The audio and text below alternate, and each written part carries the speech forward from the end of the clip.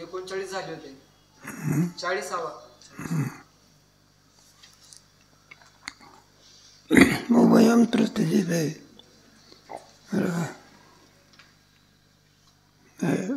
40वा ना.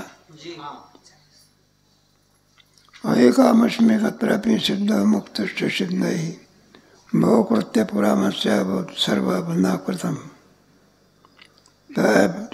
हे तत्ववेत्याची सम दुःखावा कामाप्ती काही करी सके. दुःख ते काहीच नाही. त्या दुःखाची कारणं सुद्धा सांगितली. जीवात्मा हा 3 देहाशी काय करतो, मग त्याच्यामुळे तो मग भोगता होतो. परमात्मा भोगवता सिद्ध भोगा करता इच्छा करणारा भोगता जीवात्मा दुःखी होत असतो. कारण त्याच्याशी तादात्म्य घेतो आणि तादात्म्यामुळे सगळ्या दुःखाला काय होतं, ते 3 प्रकारचं दुःख नाही काय, कायिक वाचिक आणि नाही. आपलं चुकलं की बरोबर आहे का? हा, आध्यात्मिक आधी भौतिक आणि नाही, अशा 3 दुःखाला काय होतं. तो शरीराशी तादात्म्य घेतल्यामुळे दुःखाचे काय आपला संबंध आला ना. मग शरीरामध्ये एकच दुःख आहे का नाना प्रकारचे दुःख आहे. त्याची मीमांसा केली कफ वात आणि पित्त. आयुर्वेद शास्त्र फार सुंदर आहे. खरंच असं शिकायला पाहिजे. मी बऱ्याच ठिकाणी आणि शिकवते. धारवाडकर शास्त्री शिकवायचे बा पंढरपूरला आयुर्वेद. त्यावेळेला तिथे निवृत्ती वा भक्ती वगैरे मंडळ त्याची फार आहे. तिथे आहे ना आयुर्वेदिक शास्त्र. ते आपल्याकडे एक वाशिमचा डॉक्टर आहे म्हणून आयुर्वेदिकच आहे. त्याचा अभ्यास केला तर आरोग्य चांगलं राहतं. काय राहतं म्हणजे सुंदर असं कफवात पित्त याच्यावरचे त्याचा कोर्स असतो. त्याच्यामुळे दुःखाची निवृत्ती होत असते. पण ती लयरूप निवृत्ती कायमची होत नाही. कायमची निवृत्ती आहे का? कोणती निवृत्ती? लयरूप निवृत्ती. एक आपला पडसा आलेला मनुष्य डॉक्टरकडे गेला. म्हणलं डॉक्टर पुन्हा आणखी 15 दिवस झाले की पुन्हा पडसं, पुन्हा 15 दिवस झाले की म्हणलं काय औषध देतात तुम्ही? पुन्हा पुन्हा यावं लागतं. अशी औषध द्या की पुन्हा काय येऊ नये. तर म्हणलं असल्या प्रकारचं तर औषध नाही. तुम्ही एवढे मोठे शिकले, एवढ्या मोठ्या पदव्या मिळवल्या लांब लांब हातात आणि साधं औषध तुम्हाला. तर म्हणलं औषधच नाही. म्हणलं अत्यंत निवृत्ती सांगा कोणती. मग म्हणलं मग वर्षाची अत्यंत निवृत्ती सांगायची का? नाकच कापून टाकायचं. जाऊया. कोणत्या निवृत्तीची अपेक्षा आहे? झाली बरी नैरोप निवृत्ती होईलच कार्याकरण भावने. औषध घेतल्यानंतर रोग जाईलच असं डॉक्टरसुद्धा विश्वास सांगू शकत नाही. ईश्वराची कृपा. कार्याकरणसुद्धा काही नाही, भाव नाही. तात्पर्य सगळ्या दुःखाचा का झालेला असतो. त्याचं कारण जर कोणत्याचं अज्ञानाने घेतलेलं 3 देहाशी आणि तादात्म्य दुःखाला काय आहे. मग ज्ञान काय करते असते? देह निवृत्त करत असतो का त्याचं तादात्म्य सुटते. याला कोणते भक्तिशास्त्र असं कशा करताय सांगितलं. तेव्हा एक आणि अमुष्मिक. एक म्हणजे इथल्या लोकांचं दुःख आणि अमुष्मिक म्हणजे परलोकाचं दुःख. परलोकाचं दुःख आहे का? आता जे नास्तिकवादी आहे ते परलोक वगैरे काही मानत नाही, त्यांचा प्रश्न सोडून द्या. पण आस्तिकामध्ये आहे ना आपल्या परलोक सांगितलेलं आहे ना. जीवात्म्याचं शरीर जरी पडलं तरी जीवात्मा मरत नाही. शरीर मरते पण काय मरत नाही. जीवापे तो वाव केलं शरीर मिळते. जीवाच्या आहे ना शरीराच्या बरोबर जीवाचा नाश होत नाही का. एखादा कपडा टाकला, कपडा जळाला तरी का शरीर जळते का? कपड्याच्या नाशामध्ये शरीराचा काय होत नाही. त्याप्रमाणे असं का जीवात्मा जसंच आहे तसंच राहते. आणि ते जीवत पाहिजे. मग ते जीवत्वाची दशा आहे, तिला कोणत्या देहात जाईल हे काही सांगता येत नाही. उत्क्राम दर्शितम बापी पंजादंबा. पुढे मुक्ती होण्याचं स्थान कोणतं आहे? आहे काही स्वर्गीचे अमर आहे, सर्व काही भोग आहे. मुक्ती कुठे आहे? आपण म्हणलं अमृत आहे ना पिण्याकरता. अमृत काय करत असतं का? तर आयुष्य वाढवतं. काय वाढवतं? मुक्त करतो का तो? म्हणून मुक्त होण्याचं स्थान कोणतं असेल तर मनुष्य देहाचंच आहे. मनुष्य देहामध्ये जीवात्मा काय होतं? मुक्त होतं. नाहीतर अन्य तुम्ही कुठे स्वर्गात जरी गेले तरी स्वर्गात भोगाचं दुःख नाही. कशाचं नाही? पण विकाराचं दुःख आहे. विकाराचं दुःख नसतं तर इंद्र अहिल्याकरता कशाला आला असतं? इथं मरायला आला असतं. इंद्र पडली आहे काय? मग विकाराचं दुःख आहे. एखाद्या श्रीमंत माणसाला गरिबीचं दुःख नाही, पण कशाचं दुःख आहे? म्हटलं काय त्या माणसाचं थोडं काही बोललं की रागाचं म्हणायला लागेल. आणि त्या रागामध्ये कोणाला मारेल काही सांगता येत आहे का? कोण आहे काय पाहिजे? विकाराचंच आहे. दृष्टांत म्हणजे राग असतो ना, टीका म्हणून नाही. काही माणसाचा स्वभाव थोडं काही झालं की काय होते? मग काय राग आला कुठून? विकाराचं दुःख. आणि त्याच्यामध्ये कोणाला मारेल काही थोडा वेळेवर चहा नाही आला तर जो राग येतो बघा काय जे मिळेल ते काय मारतो, जोरात मारतो.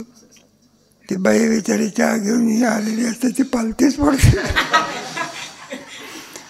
कोणतं दुःख म्हणायचं? विकाराचं दुःख. नाथ महाराजांची गोष्ट सोडून द्या. ते म्हणजे ते ब्रह्म व्यक्ती पुरुष होते. त्याचं काम नाही, काम नाही.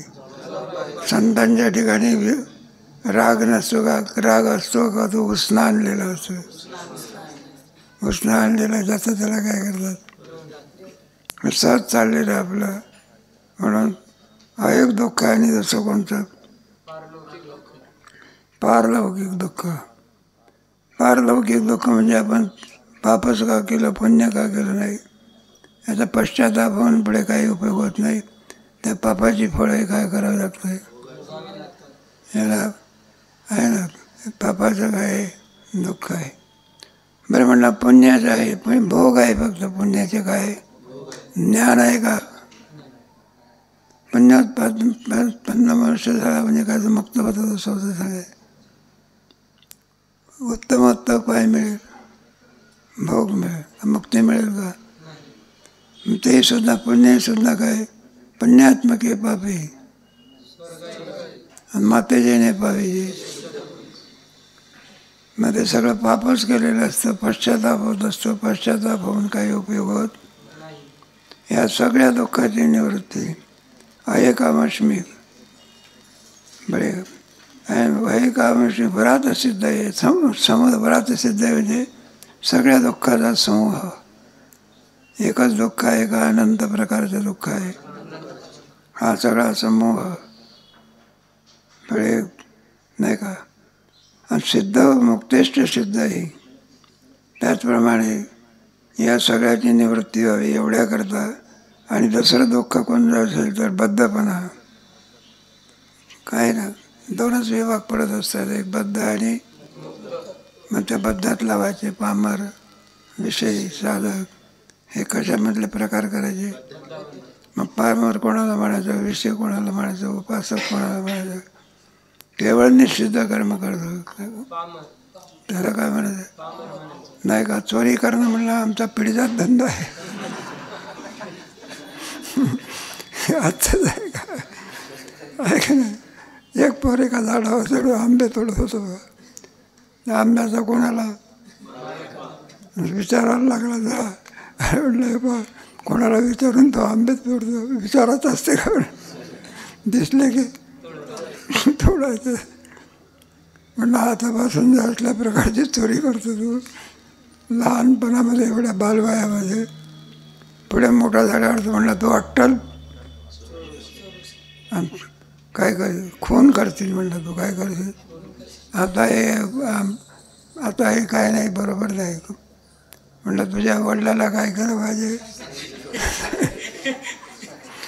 म्हणलं तुझा वडील कुठे, म्हणलं त्या झाडा पोरगाही आंबे सोडतो, बापे काय पिढीजात घरा नाही. दृष्टांत आपला कसा म्हणून कशा करता हे सगळं राहतच. मुक्तच सिद्ध आहे. त्या मुक्तीमध्ये दोन प्रकार, एक बद्ध आणि मुक्त. बद्ध पुरुषाला मुक्त होण्याकरता या देहामध्ये काहीतरी साधनं काय केली पाहिजे नाही का. कोणत्याही साधनाने मुक्ती प्राप्त होत असते का प्रत्येक साधनाची फलं ठरलेली आहे. कर्माने मुक्त होत असतो का चित्त शुद्ध होते. योगाने सुद्धा मुक्त होत असतो का, काय होतं, स्थिर होते कोणतंही साधन का. म्हणून मुक्ती होण्याकरता काय पाहिजे, ज्ञानच पाहिजे. हे सहभागी साधन आहे. कोणते याची आपल्याला काय होतं, नुसतं तेल मीठ तिखटाने कुठे भूल जात असते का. म्हणजे तेल मीठ तिखट कशा करता लागलं, चांगला पदार्थच खाता यावा तसे. म्हणून विना ज्ञानाशिवाय मुक्ती प्राप्त होऊ शकत. न ज्ञानेन सदृशं पवित्रमेव तत्स्वयंयोग संसिद्ध. हा नाही राहत आपलं होऊन गेलं ते. माझं जरी आणखी तो असला साधक जरी असला तरी सुद्धा ज्ञानाकरता मुक्ती करता तुला ज्ञानाची काय असते, भोगकृत्य पुरात तो म्हणतो आम्ही सर्व करून टाकलेलं आहे. मुक्तच सिद्ध आहे. मुक्ती करता सुद्धा आम्ही काय केलेलं आहे, मुक्तच सिद्ध आहे. आता मुक्त म्हणजे ज्ञानाच्या युगाने आम्हाला कोणता लाभ प्राप्त झाला, मुक्तीचा काय झाला आहे ना का. कितीतरी ठिकाणी तुम्ही सांभाळले संते, संतांच्याकडून ज्ञान मिळाल्यामुळे आम्हाला बद्धपणाचं दुःख काय झालं. आता काय कोणत्याही प्रकारे भीती राहिलेली संपला.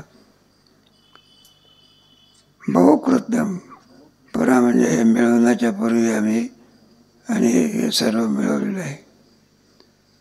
बहुकृत्यम पुरा सर्व अधुना कृतम. आम्ही सर्व काय केलेलं आहे, चित्तशुद्धी करता कर्म केलं, चित्ताच्या स्थिरतेकरता उपासना केली आणि सर्व साधनाच्या द्वारा गुरुच्या द्वारा कोणची मुक्ती प्राप्त झाली, साहित्य. त्या मुक्तीमध्ये सर्व कथा समीपता आणि शेवटची कोणती लोकांतराला जाणे कोणची सर्व कथा नाही का. केंद्रामध्ये जाऊन आणखी नरेंद्र मोदीच्या जवळ बसणं कोणचे आहे, समीपता. आणि त्याचंच पद प्राप्त होणं स्वरूपता. आणि पुढे सर्व दुःखाची निवृत्ती साहित्य. हरिपाठामध्ये चारही प्रकारच्या मुक्त्या काय केलेल्या आहेत, तेणे मुक्तिचारी. आता मुक्ती करताही सुद्धा कोणत्याही प्रकारे प्रयत्न करण्याची आवश्यकता आहे. आता कोणती स्थिती आहे, कृतकृत्यस्य भारत. आता तुम्ही 14 वर्षाची पोरं, आता कोणची परीक्षा देण्याचं काय नाही. पंचदशी संपली आणि तरी संपली. आता कृतकृत्यस्य भारत. आम्ही सर्व हे काय केलेलं आहे, करून टाकलेलं आहे तेव्हा. म्हणून बहुकृत्य पुरा अस्मात् बहुतत्वात् सर्व अधुना. म्हणून बहुकृत्य म्हणजे सर्वच्या सर्व आम्ही काय केलेलं आहे. मग आता का तो का म्हणे आता उरलो, आता कोणत्याही प्रकारे जीवनमुक्त अवस्थेची अवस्था काय ते संपलेलं आहे की. मग तो राहतो जोपर्यंत आयुष्य आहे तोपर्यंत तो त्याची जी मुक्ती जीवनमुक्ती म्हणायचा. आणि आयुष्य संपल्यानंतर देह पडल्यावर कोणती मुक्ती? विदेह विदेहमुक्ती.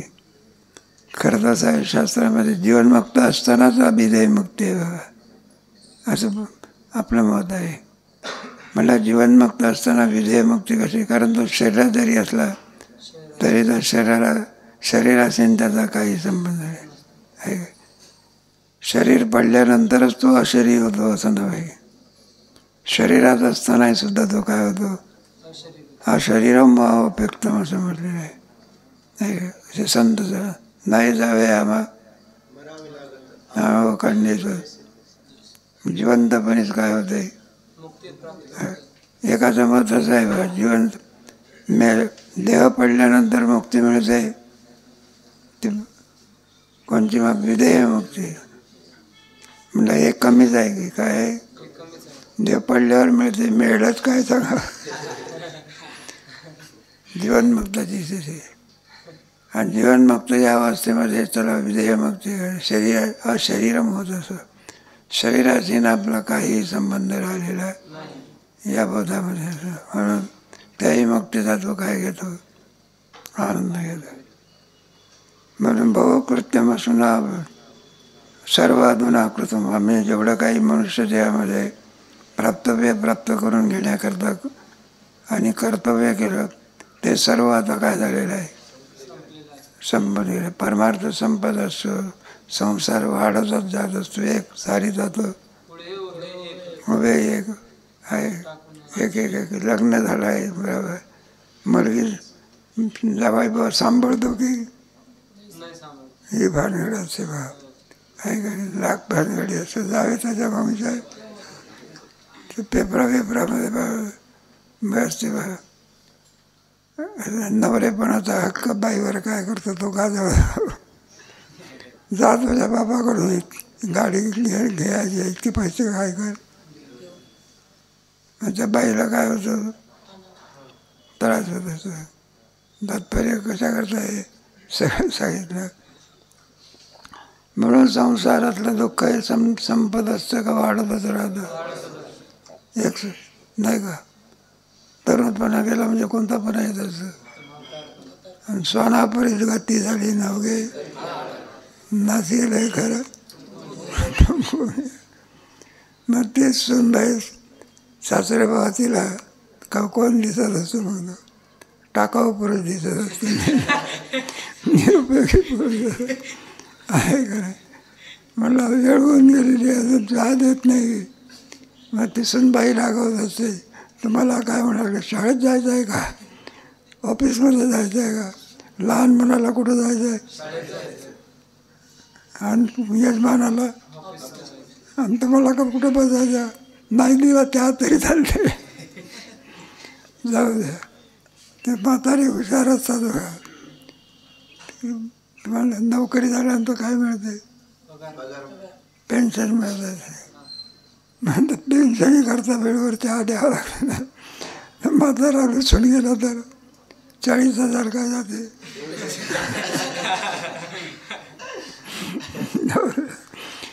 म्हणजे संपतच नाही. त्याचं नाव काय?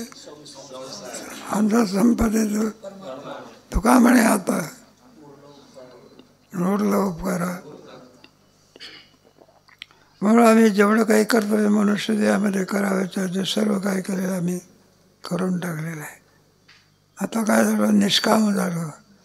उरले आता करू चेष्टा नाही का? तुमच्या याच्यामध्ये आहे ना, तुका म्हणे मुक्ती परणिली नाता दिवसचारी. आता 4 दिवस काय करू? आनंद बघू. असं एक जीवनमुक्त आहे म्हणजे विज्ञानंद आहे. कोणता? मग ते या स्थितीवरती असल्यामुळे नाही या आनंदाची सांगता गोष्टी. तुका म्हणे आता काळण करू न शके. आता काळाच्या तडाख्यातून आम्ही काय झालं? ही स्थिती गुरुच्या कृपेने, देवाच्या कृपेने, भक्तिशास्त्रामध्ये सुद्धा आहे. भक्तिशास्त्रामध्ये नाही का? धडघडवून बैल अनेक नियम ज्या पावेची अभ्यंग. माझं सर्व भक्तीच्या द्वारा दोन्ही ज्ञानाच्या क्षेत्रामध्ये आणि भक्तीच्या क्षेत्रामध्ये फल मात्र कोणतं आहे? सारखंच आहे. हे कोणतं आहे? फलाच्या बाबतीत या शाळेत शिका का त्या शाळेत शिका, फल कोणतं आहे? एक तिथली ज्ञानेश्वरी काही वेगळी आहे का? तुमची आमची ज्ञानेश्वरी काही वेगळी आहे का? साधन इथून तिथून काय असते? शाळा अनेक पण साधनं फलही एकच आहे का? कोणाहीकडे शिकत असलेला विद्यार्थी तात्विकदृष्ट्या म्हणजे किंवा परदृष्ट्या त्याला मला जसे याच शाळेमध्ये शिकणारे विद्यार्थी गुरुबंधू आहे, हा जसा आणखी गुरुबंधूचा काय आहे नातं आहे, तसं दुसऱ्याही ठिकाणी शिकणारे जे विद्यार्थी आहे एकच शिक्षण असल्यामुळे गुरुबंधूचं काय आहे नातं आहे. व्यापक दृष्टिकोनची. मग तो इतकंच आहे, ह्या शाळेत शिकतो तर तो कोणत्या शाळेत शिकतो? शाळेत बदल आहे का साधनात बदल आहे? साधनं काय? त्यांचं काय ज्ञानेश्वरी वेगळी आहे आणि साध्य कोणतं आहे? एकच आहे. ते आपल्या ह्याच्यामध्ये हा कोणता? वारकरी धर्म. मग कोण्या दिंडीतला मनुष्य सुद्धा तो काय आहे?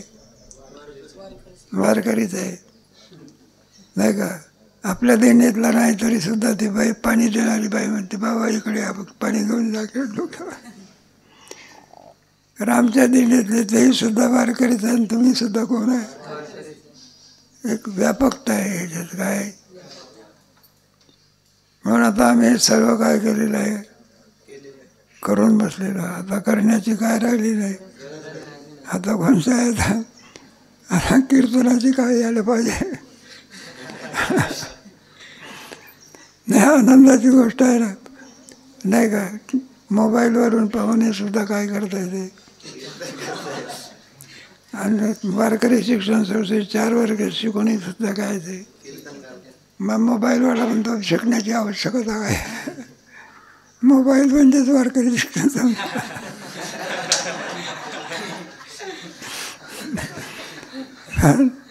मग काय असं त्याच्यामुळे सगळं कीर्तन जरी केलं तरी सुद्धा एक श्रीमद भगवत गीतेतला काय येत नाही.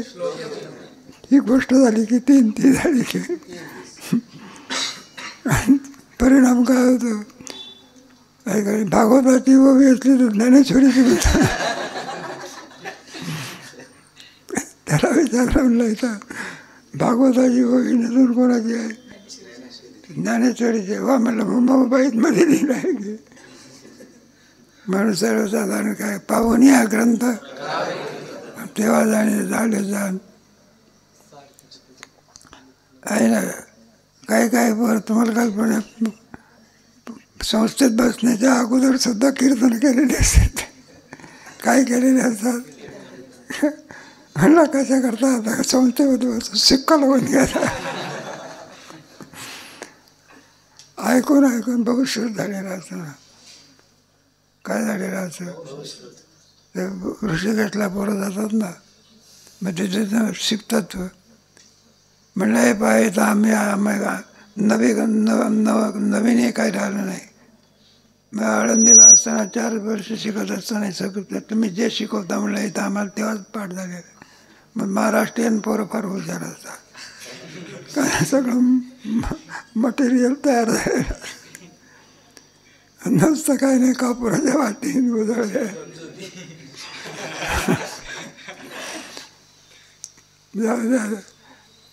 जे ज्ञान याच्यामध्ये आहे तेच उपनिषदामध्ये.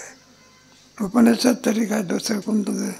तोच विचार. आत्मविचार इथून तिथून कसा असतो, जगात विचार सुद्धा काय असतो आहे काय. फक्त काय साधनात बदल आहे. काय ते उपनिषद शिकतात, तुम्ही ज्ञानेश्वरी शिकता. जे ज्ञानेश्वरीचं आहे तेच काय आहे. आणि जे उपरी दशोप आहे काय. गायरी पुराणे तुका म्हणे. मग तुकोबराचा गाथा म्हणजे कोण आहे? दृष्टांत इथं मला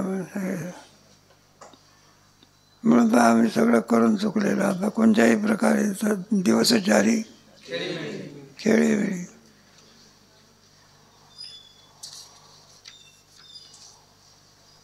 आता हे 7व्या आणि प्रकरणामध्ये दिलेले जे श्लोक आहे ना तिथे सुद्धा जे आहे ना तृप्तिदीप म्हणून म्हणतात ना, हा काय झाला कृतकृत्य झाला आणि पुन्हा काय झाला प्राप्त प्राप्तव्य. त्या कृतकृत्यता आणि प्राप्तप्राप्तता हे 10, 15, 20 श्लोकामध्ये काय केलेलं आहे सांगितलेले आहे. तदेव तत्कृत्यत्वं प्रतियोगी पुरस्सरम अनुसंधेत वयम तृप्यते नित्यशः. तदेव तत्कृत्यत्वं, त्याने जे काही केलेलं असेल नाही का, जे काही प्राप्त मिळवलेलं असेल ते प्राप्त अनुसंधेत एवं तृप्यते नित्यशः.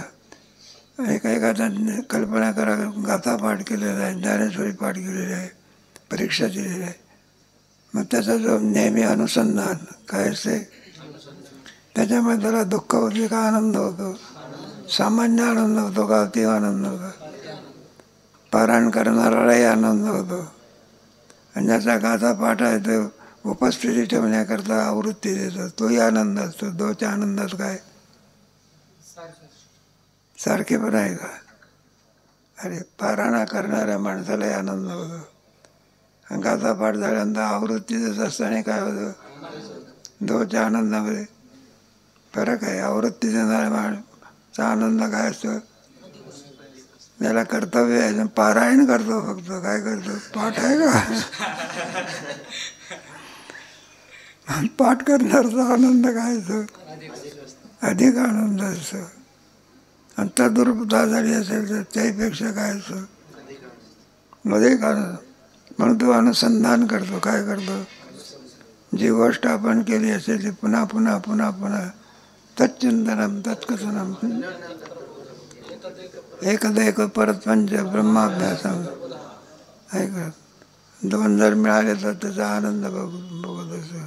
मच्चित्ता मद्गत प्राण कथयंतश्च नित्यम तुष्यंतीच पुढे त्याच्यामध्ये तो काय होतो ब्रह्मभान होतो.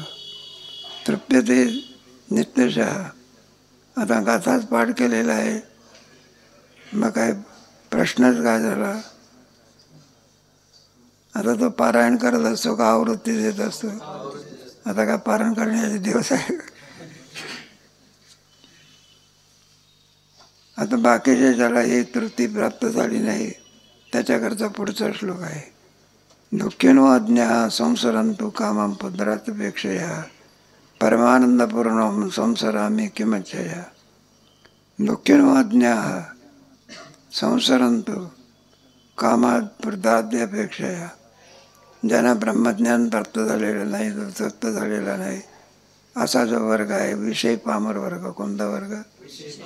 एक मुक्त खेरीज करून विषय पामराचा वर्ग. तो काय दुःखिनो अज्ञा, अज्ञ मनुष्य दुःखीना संसारातले काम पूर्ण होऊ शकत एक सारी जातो पुढे आहे ना. मग तो कसा असतो त्या कामं संसारंतु कामं पुत्रार्थपेक्षा. लग्न झालेलं आहे काय होत नाही, इथे काय त्याच्यात शब्द आहे ना त्याच्यामध्ये, हे बा संसारंतु कामं पुत्रार्थपेक्षा. एक एक एक लग्न झाल्यावर काम, तेवढ्यावर काम मागलं का पुढची इच्छा असते. 12वं प्रकरण लावाना झाला, ते मूल कसं येईल काय हे सांगता येत. नेताची कर्म झाड तुझी, बरं जन्माला आलं ते मुख येते का बाहेर ते आंधळ येतं. एक ग्रस्त होता, त्याला 5 मुली होते पण 5ही मुली आंधळाच होते बघा. आता आंधळी मुलग्यानंतर बापाला काय करावं लागते, लग्न होत असते का मग. हे सगळ्या एकेकडचं नाही का अनेकडचं नाही, सामान्य. काही ठिकाणी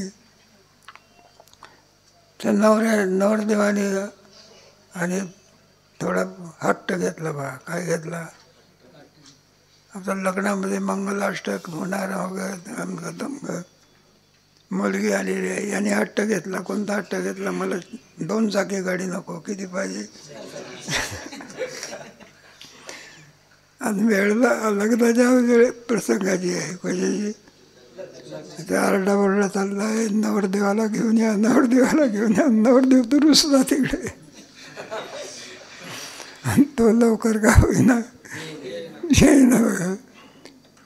मग लोक गेले कंटाळून. किती वेळपर्यंत बसायचं. नवरदेव कारण तो रुसला, 2 चाकी नको, कोणती पाहिजे. मग मुलीचा बाप म्हणला का हो काय करायचं. म्हणलं 4 चाकी मागतोय. मग तरी बापाने मुलीच्या बापाने आवाहन केलं. म्हणलं आहे का कोणी तरुण, कसं करतात मुलीचं लग्न लावण्याकरता. त्याच्यात एक तरुण बसलेला होता.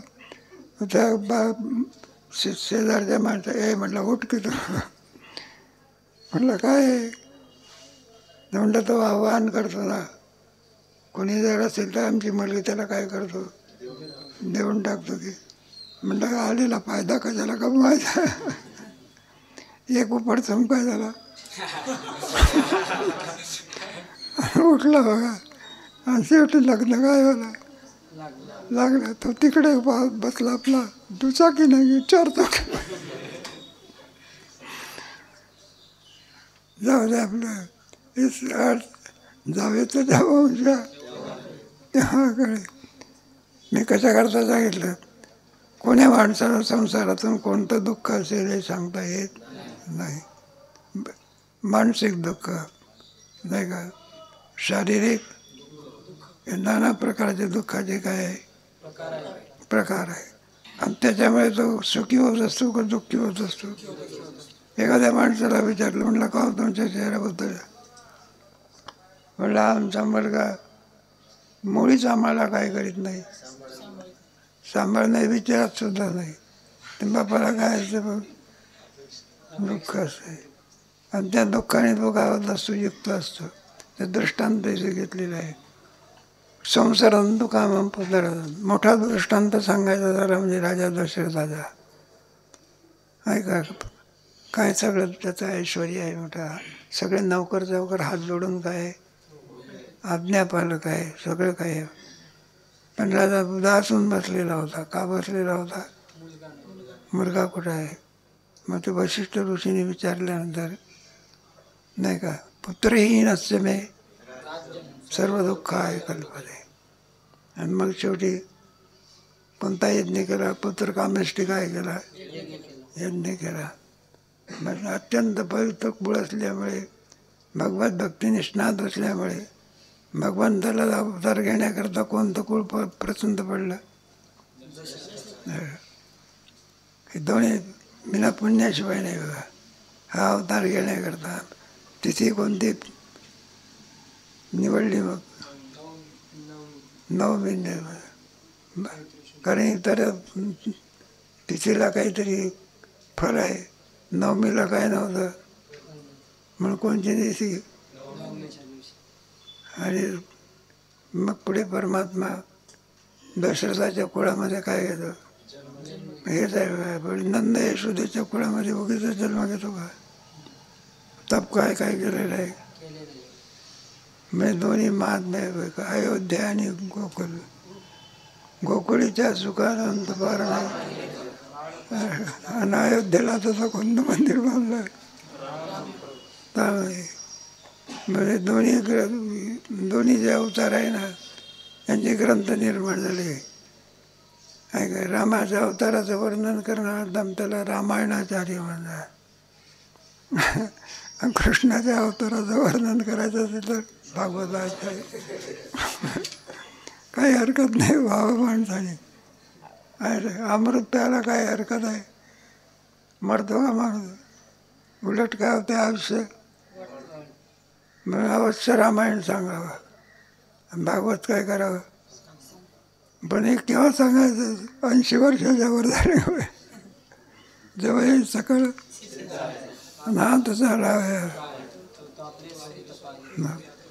आपली वाणी शुद्ध होते, काय होते. आणि दुसऱ्यालाही त्याचा काय होतं.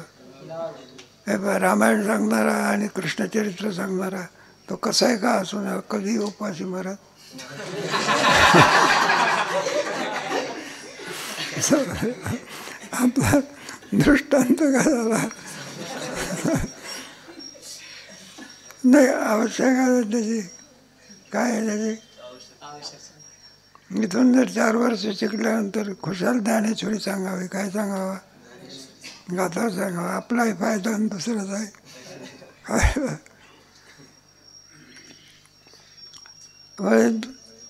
का कामात पुत्राद्यापेक्षामुळे दुःखीनं आराधन्या अज्ञानी लोक आणि पुत्राच्या अपेक्षाने काय असतात मग दुःखी असतात मग हा दुःखी का होत नाही कोण तत्ववेत्ता पुरुष नाही का सामान्य अज्ञ लोक गरजेच्या इच्छा पूर्ण न झाल्यामुळे काय होतात मग हा का दुःखी होत नाही तर परमानंद पूर्ण होम संसारामी किमिच्छया परमानंद पूर्ण होम सगळे आनंद याला काय झालेले असतात तो कशाला पुराची इच्छा करील कशाची इच्छा करेल त्याला इच्छा करण्याची काय नाही मग जोग महाराज कशाला इच्छा करी स्वानंद इतराला आनंद देतात इतराला काय करतात म्हणून परमानंद पूर्ण होम याला आता आनंदाची अपेक्षा राहिली नाही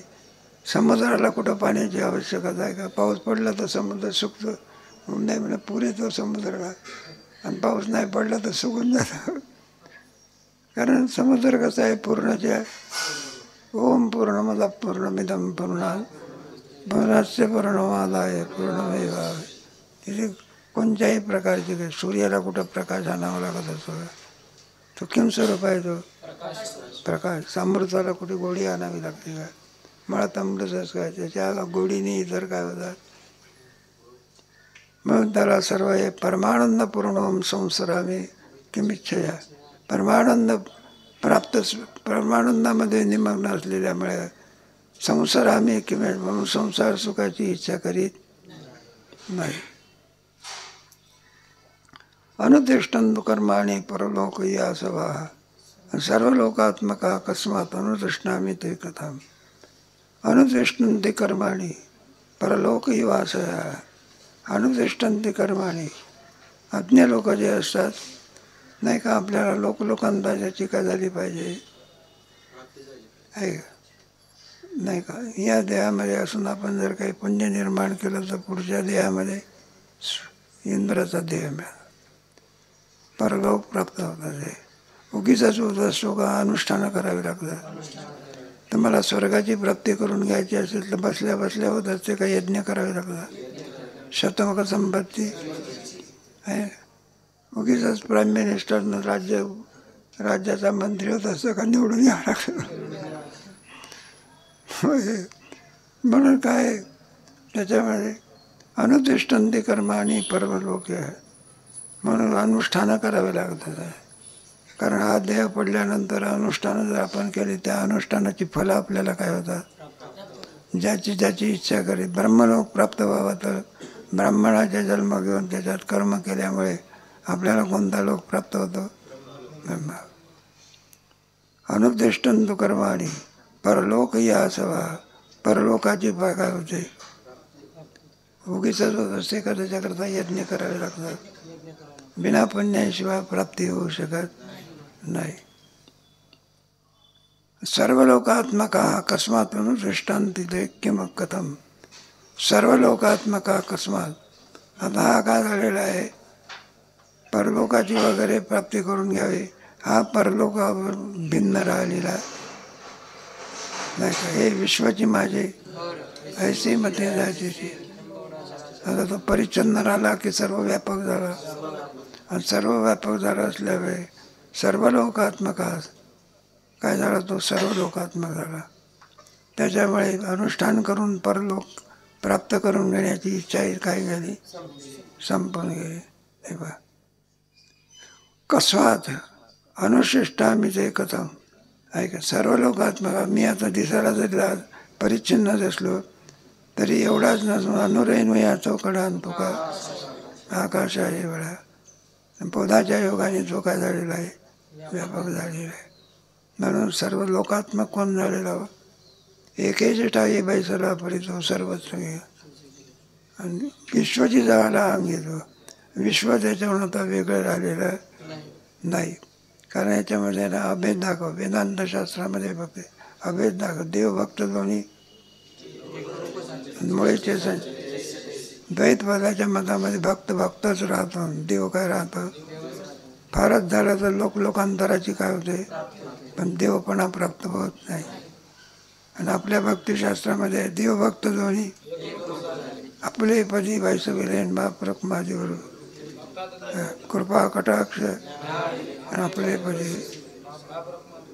आता पूर्ण लोकात्मक झाल्यामुळे स्वर्गाधिकाची इच्छा कशाला करीतो. कस्मात अनुसृष्टा मी ते म्हणतो, कोणत्याही हे करण्याची इच्छा करीत नाही. सर्व काम त्याचे काय झालेले असतात. व्याचक्षतां ते शास्त्राने वेदान अध्यापनत्वा आणि या अधिकारीणाम येतो नाधिकारो क्रियत होता. व्याचक्षतां ते शास्त्राने जे साधक लोक आहे पुढची स्थिती प्राप्त करून घेण्याकरता व्याचक्षतां ते शास्त्राने शास्त्राचं काय करतात, ते अध्ययन करतात.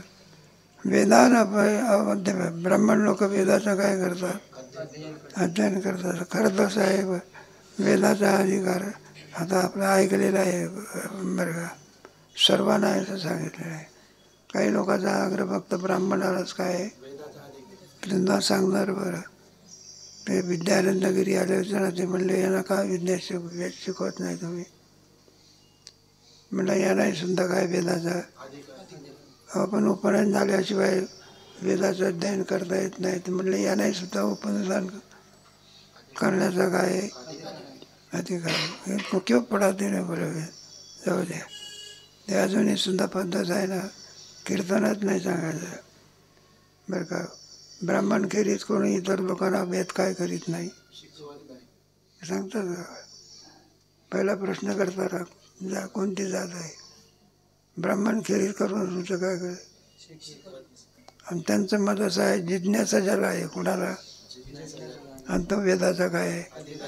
तिथे जाती वितीचा काय नाही, कीर्तनात नाही सांगायचं. पण ते म्हणत होते बाबा बिलकुल वेद क्या करो पडावं असं. म्हणून वेदान मला आता कशाची आवश्यकता राहिलेली. हे अत्र अधिकाऱ्याला नेमे अधिकार इकडं जे वेदाचे अधिकारी असतील, शास्त्राचे अधिकारी असतील, त्यांनी खुशाल काय करावं. आता आम्हाला कोणताच अधिकार राहिलेला नाही, कारण आम्हाला जी काही फलं आहे ती फलं काय झालेली आहे. आणखी पुढं क्रमाक्रमाने त्याचं विधान केलेलं आहे, त्याचा विचार कधी करू.